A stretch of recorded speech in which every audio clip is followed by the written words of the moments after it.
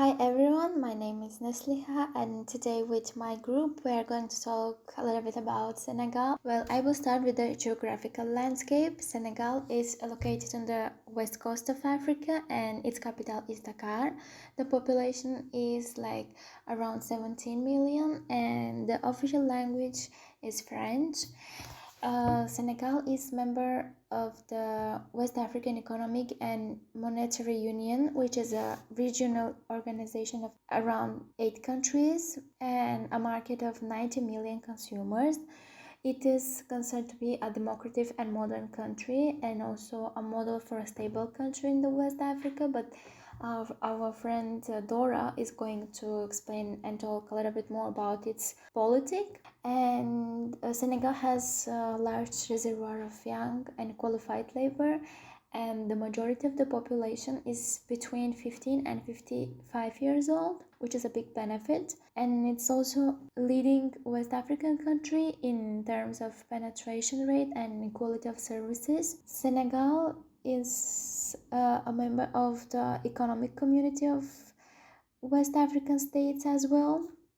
As you can see on the second slide, Dakar, its capital, is at the crossroads of many maritime roads, and it's much easier to start and operate a business in Senegal due to few things, such as you can register a company within 24 hours, you can make an import or export operation in 10 days, transfer or ownership in 50 days, obtain a building permit online in 40 days, and other things.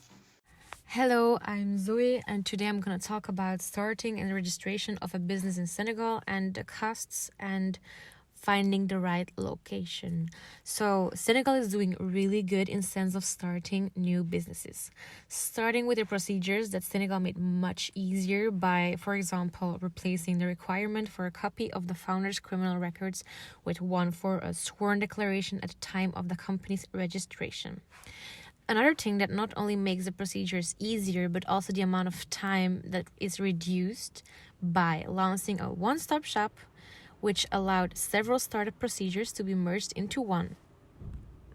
When we went to speak to the embassy, we asked her what we had to take into consideration when starting a new business, and she told us 4 points to take into consideration were: 1, stability of the country, how stable it was; 2, if you go there starting your business, you will be seen as a Senegalese; 3rd, there's a typical structure which you need to be following and you will be guided by APICs; and 4, the country has different zones and everything is different in every typical zone.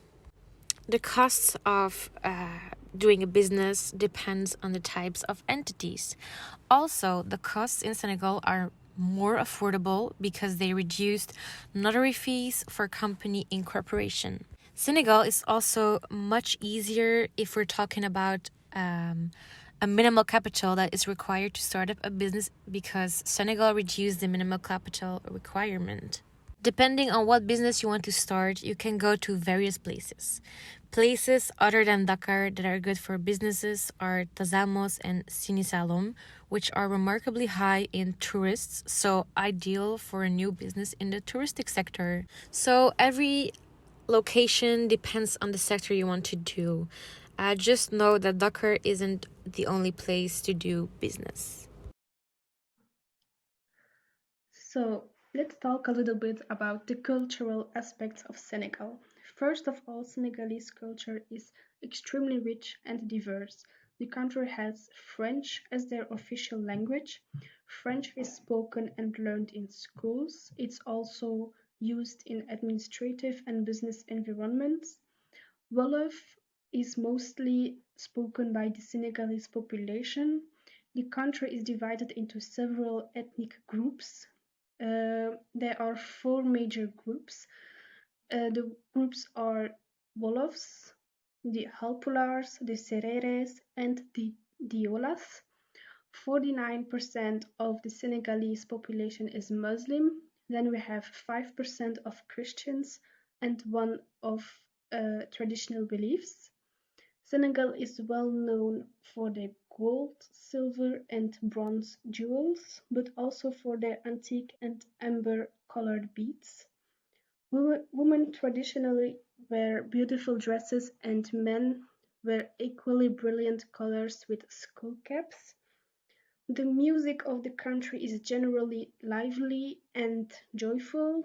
There is rarely any evening where there is no dancing. This is why Senegal's music is the most vibrant in Africa. Negotiation to seal the deal. So, the majority of Senegalese do not like confrontation and will try to avoid it. This might lead them to accept unrealistic deadlines and contracts simply to avoid unpleasant conversations. The key aspect to close a deal is the price. It is advisable to start with a high price and give discounts during the negotiation. This strategy will be considered a sign of friendship and will not generate mistrust. The decision-making process is slow because of the rhythm of the country and because this is conditioned by the agreement of several people. You must insist and be patient. The first contact only serves to get to know each other and to assess the experience and credibility of the counterpart. It is not advisable to negotiate during the first meeting as it could be considered impolite and aggressive. I will also share 4 business etiquettes with you.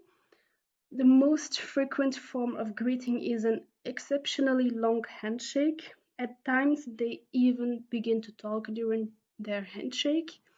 Senegalese are extremely strict when it comes to punctuality. It is important not to show any hurry or tension during meetings because this may create a sense of distrust. When speaking, make sure to use a low tone and try to avoid gesturing, and of course do not make or tell any jokes. When you are about to close a deal, it is usual to have dinner at any of their local restaurants. The Senegalese cuisine is some of the finest in Africa and they enjoy sharing their typical meals. So now we will continue with my colleague. What are the business sectors to invest in Senegal? The sectors to invest in are agriculture, fisheries, extraction of minerals such as iron, phosphate, and food processing. Also includes services such as tourism and telecommunications. Traditionally, Senegal is an agricultural state, but recently Senegal focuses on the service sector, which has increased dramatically with sophisticated infrastructure for telecommunication. It also ranked 14th for network readiness. It also adopted the National Digital Strategy of 2025, which will help digitalize the country and have more employment options within that sector. Senegal is an agricultural country with vast fruits and vegetables. There's huge demand for rice, and consumption is 70 kilograms per capita. It also has one of the best yield rates in Africa. Taxation. Senegal has a corporate tax of 30%. However, free exporting enterprises have an exception with a corporate tax of 15%. Within Senegal, all forms of taxation are done during the second year of operations and existence. The value-added tax within the Western African country is at 18%, with an exception of the tourism industry, which only has 10%. Senegal in recent years has made it easier to do business by decreasing filing, preparing, and paying taxes from 696 hours in 2005 to 441 hours in 2015. Similarly, during this period, corporate taxes also decreased from 35 to 30%. So, my name is Dora, and as my colleague Nesliha has said, I will explain a bit more about the government. So Senegal is a unitary republic. It has gained its independence in 1960, but it's still a French-speaking nation. It has been through 3 political changes of presidents, and this has all been very peaceful, and it's a really good democracy. The president is Macky Sall, and he has been elected since 2012. And Senegal is one of the few countries that has never experienced a coup d'etat, which is just a strike against the state.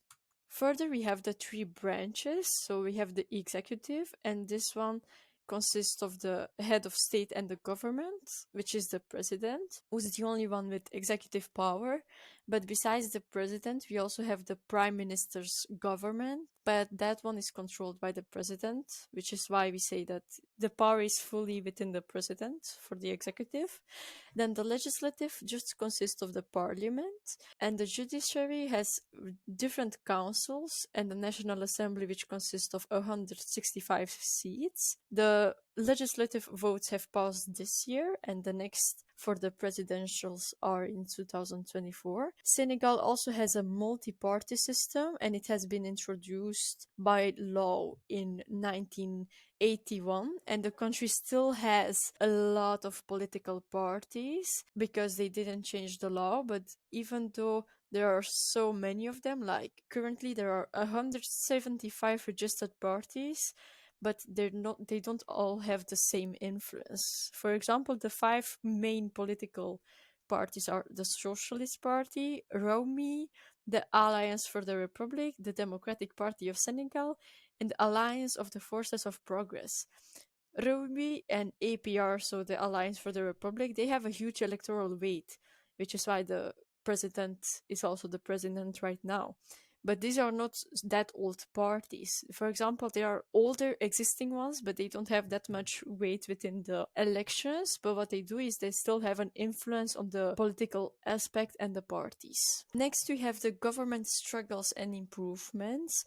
So as my colleagues have mentioned, there's a youth employment problem, but the country has invested a lot in the education of the country to better it. There's also a violence problem because neighboring countries are in war, and the pandemic has also had a lot of impact on the sectors in Senegal, like agriculture, tourism, healthcare, and this made the country, or the government at least, realize that they need to improve in the health sector, in agriculture, in breeding, aquaculture, tourism, and air transportation, digitalized economy, and industrial and logistic platforms. These are all into the country's improvement list. Then further, we have the government mission and vision. So the government has a plan that's called Senegal 2035. And basically what they want is to keep improving their country because it's an emerging country with a lot of possibilities. As I mentioned before, the fragile development system was revealed by the pandemic. So with this plan, the ultimate objective is to be able to rely on their own resources and to satisfy